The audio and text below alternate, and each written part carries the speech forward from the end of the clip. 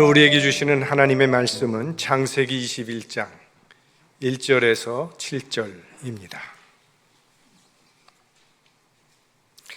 저와 여러분이 한 절씩 교독하겠습니다. 여호와께서 그 말씀대로 사라를 권고하셨고 여호와께서 그 말씀대로 사라에게 행하셨으므로 사라가 잉태하고 하나님의 말씀하신 기한에 미쳐 늙은 아브라함에게 아들을 낳으니 아브라함이 그 낳은 아들 곧 사라가 자기에게 낳은 아들을 이름하여 이삭이라 하였고 그 아들 이삭이 난 지 8일 만에 그가 하나님의 명대로 할례를 행하였더라. 아브라함이 그 아들 이삭을 낳을 때에 100세라. 사라가 가로되 하나님이 나로 웃게 하시니 듣는 자가 다 나와 함께 웃으리로다. 함께 읽겠습니다. 또 가로되 사라가 자식들을 젖 먹이겠다고 누가 아브라함에게 말하였으리요마는 아브라함 노경에 내가 아들을 낳았도다 하니라.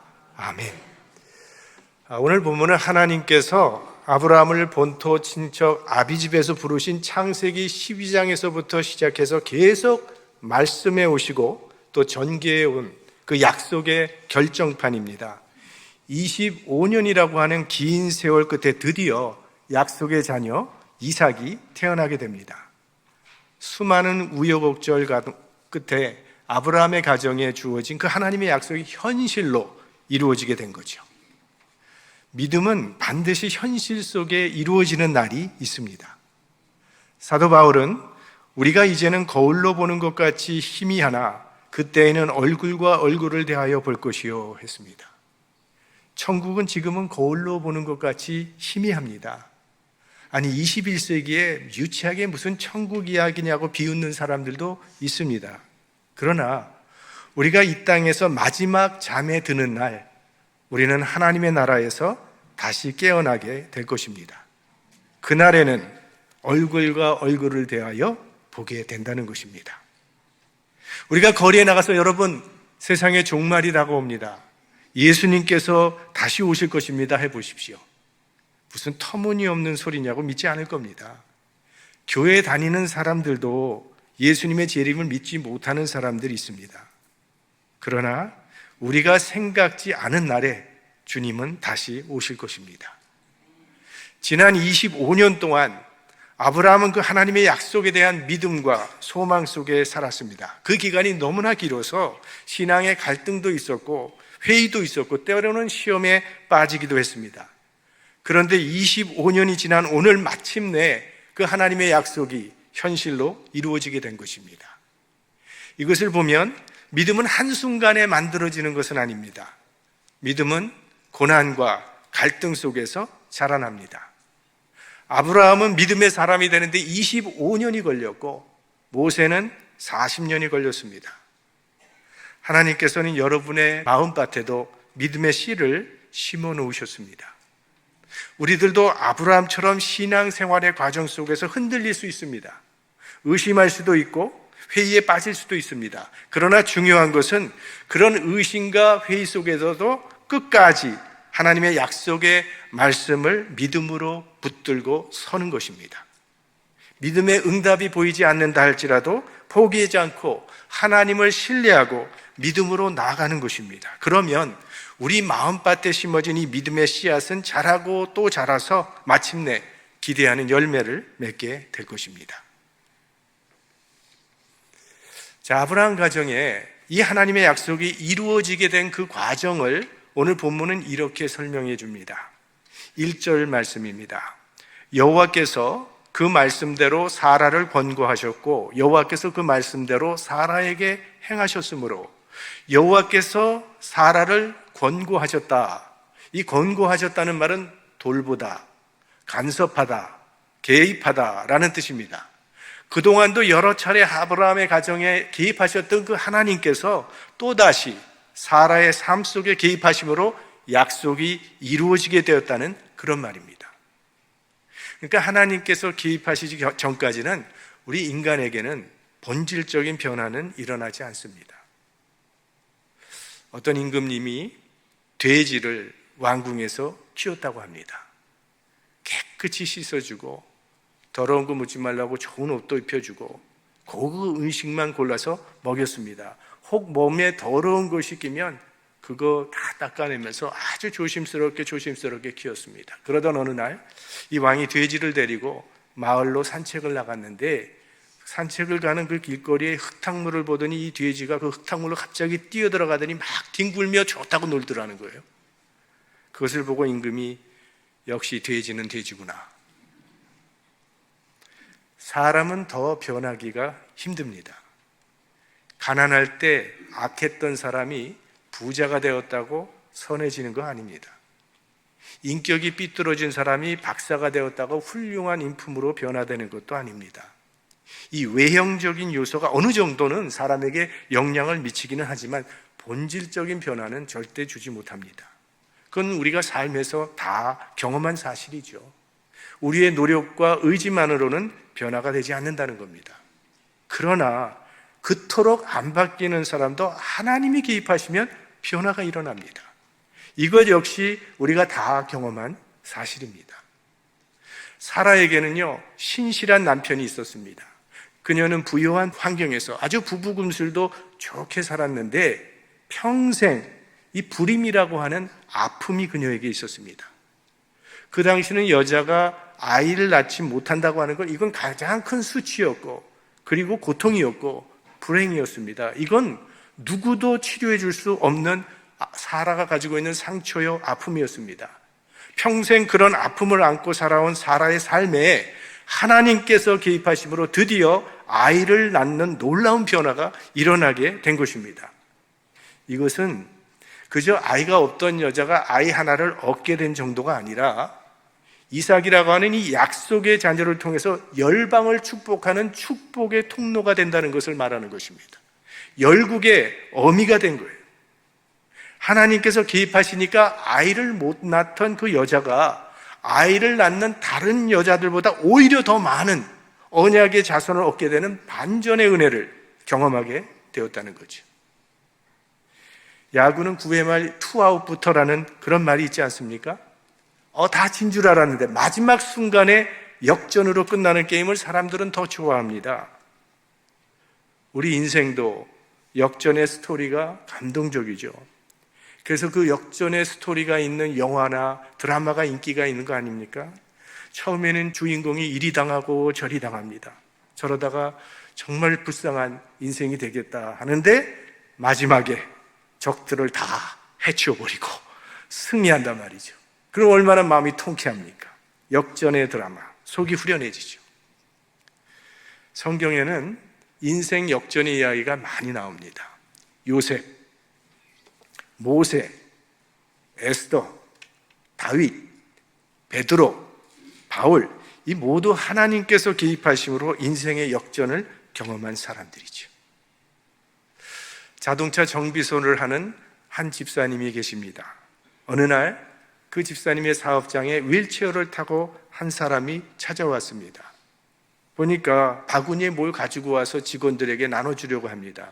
순간적으로 야, 이것도 무슨 물건 팔려왔구나, 바쁜데 좀 귀찮다는 생각을 했는데 알고 보니까요, 이분이 사람들에게 빵을 나눠주면서 여러분 예수님 믿으세요, 전도하고 가더라는 겁니다.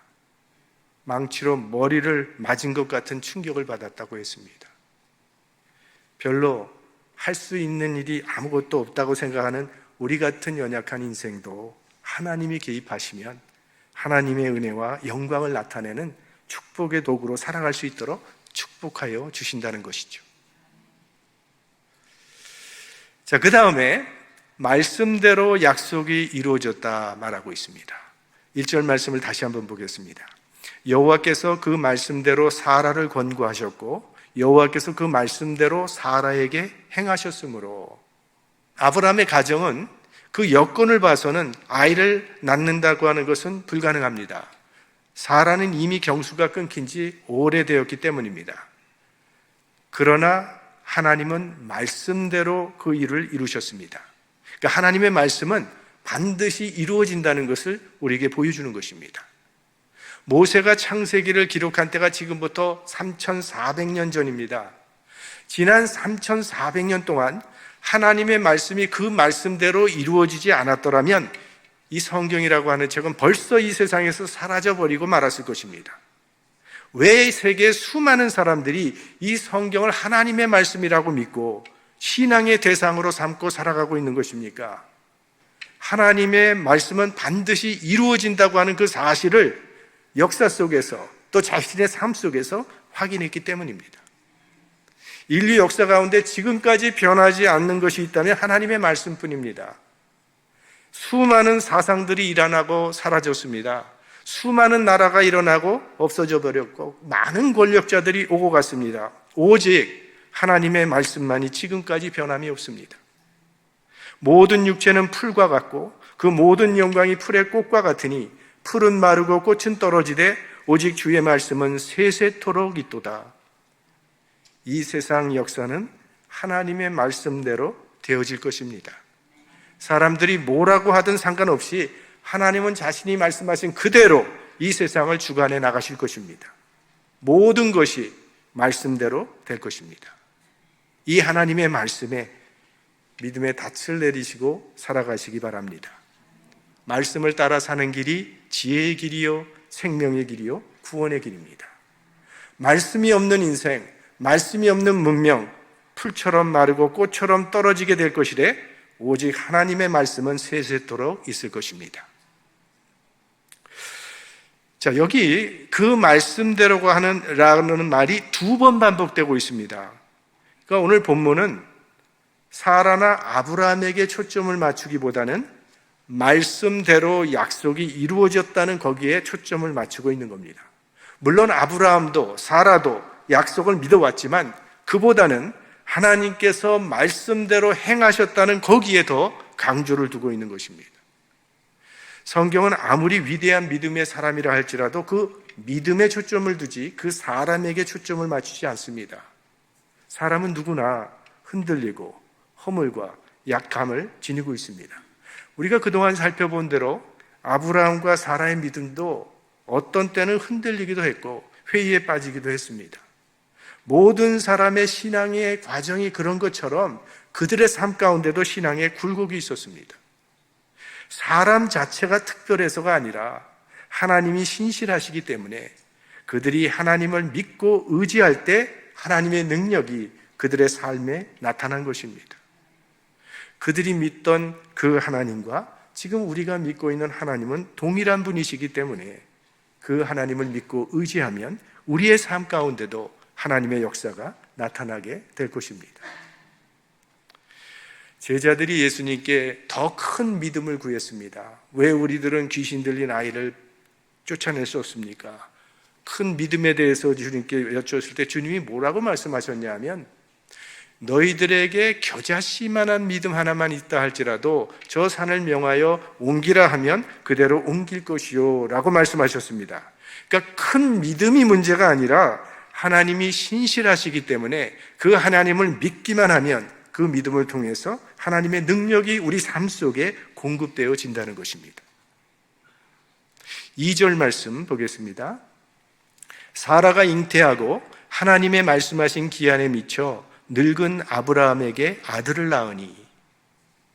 그런데 이 약속이 이루어지는 시기는 하나님의 말씀하신 기한입니다. 이 하나님의 시간이 딱 되었을 때 아들을 주셨다고 그렇게 말씀하고 있습니다.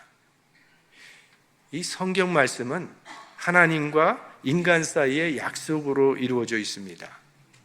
에덴 동산에서 하나님께서는 아담과 하고 약속하셨습니다. 그 다음에는 노아와 약속을 하셨고 아브라함과 약속을 하셨습니다. 야곱과 약속을 하셨고 이스라엘 민족과 약속을 하셨습니다. 자, 이 약속을 놓고 이런 약속을 놓고 하나님과 인간은 각기 하나씩 고통을 갖고 있다는 거예요. 하나님의 고통은 뭔가 하면 우리 인간들이 약속을 버렸을 때입니다. 우리 인간들의 고통은 하나님의 약속의 성취가 자꾸 지연될 때입니다. 성경에 나타난 대로 보면 우리 인간들이 당하는 많은 고난은 인간이 하나님의 약속을 버렸을 때입니다.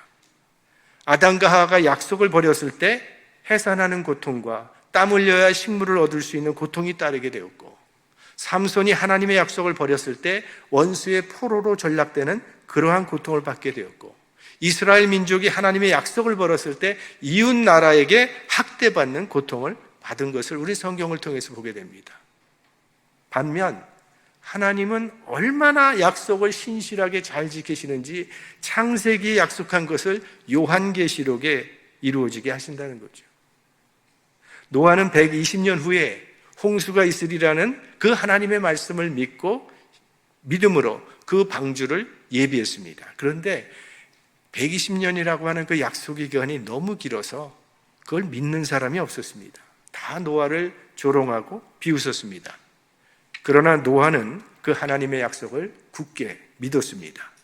그 하나님의 말씀에 대한 확고한 그의 믿음이 그와 그의 가정을 구원했던 것입니다. 하나님은 분명히 약속을 이루어 주시기는 하는데 그게 우리의 시간표가 아니라 하나님의 시간표대로 이루어 주십니다.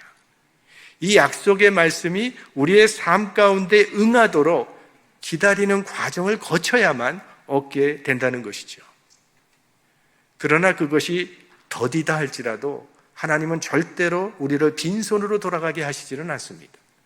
히브리서 말씀에 너희에게 인내가 필요함은 너희가 하나님의 뜻을 행한 후에 약속을 받기 위함이라.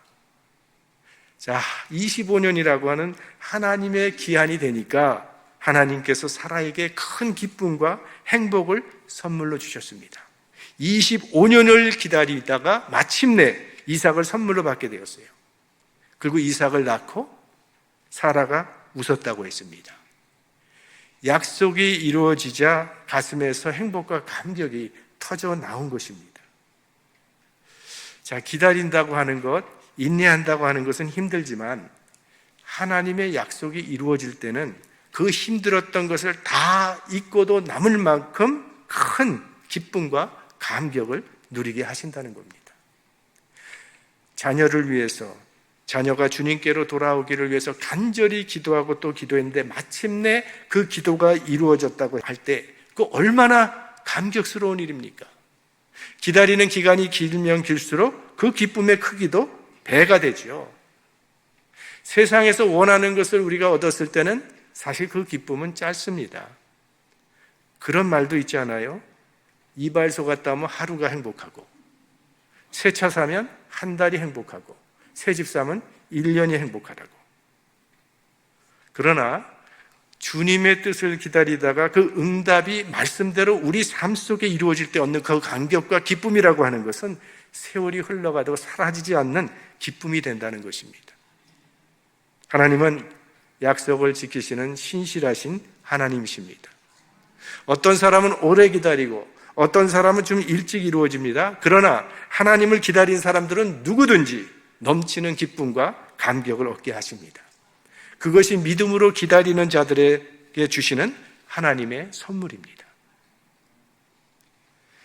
자, 하나님의 말씀하신 기한에 아들을 주셨는데 그 기간이 아브라함과 사라 편에서는 25년이라고 하는 긴 기간이었습니다. 그래서 힘들었던 건데 왜 하나님께서는 그렇게 오랫동안 기다리게 하시는가 하는 거죠. 그릇이 준비되지 않은 사람에게는 복을 줘도 그의 복인지 모릅니다. 하나님께서 아브라함에게 약속하자마자 바로 이삭을 주셨다면 아브라함과 사라에게는 아무런 감사나 감격이 없었을 것입니다.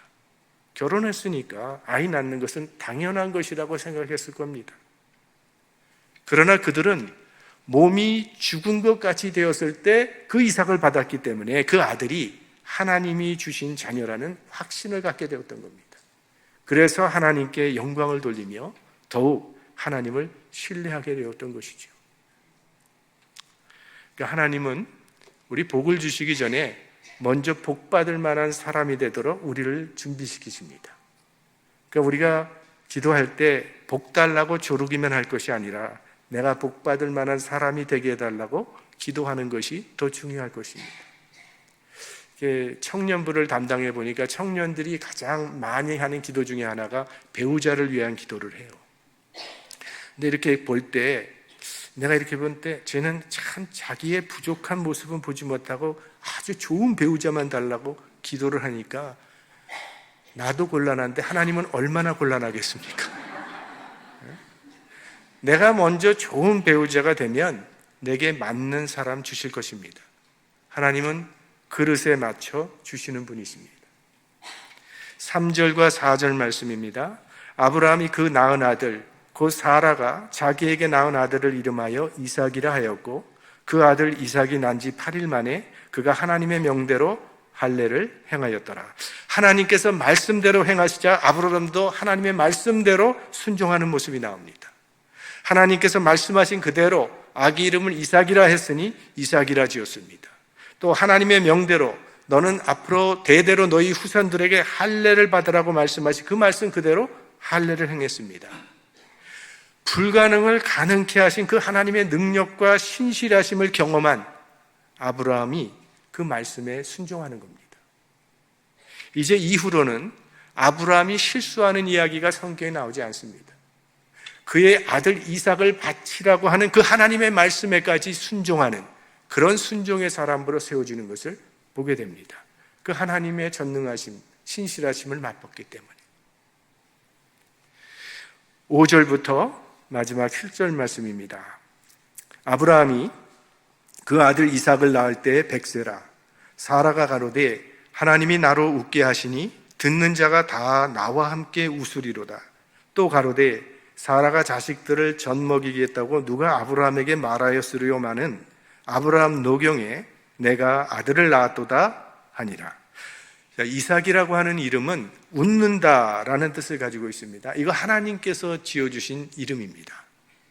창세기 17장에 보면 하나님께서 아브라함에게 나타나셔서 내가 너에게 아들을 주겠다 했을 때 아브라함이 허탈하게 웃으면서 하나님 그저 이스마엘이나 잘 되기를 원합니다 라고 얘기했을 때 하나님께서 아니라 네 아내 사라가 아들을 낳으리니 그 이름을 이삭이라 하라고 말씀하셨습니다.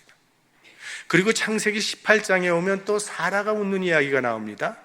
하나님께서 어느 날 아브라함을 찾아오셨는데 아브라함과 함께 밖에서 식사를 하시면서 이야기를 나누십니다.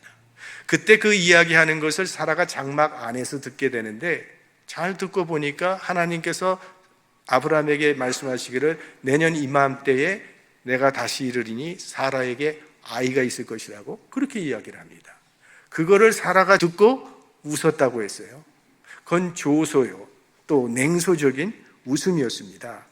그런데 오늘 이삭을 낳은 후에 사라는 진심에서 우러나오는 감사와 감격의 웃음을 웃게 된 겁니다.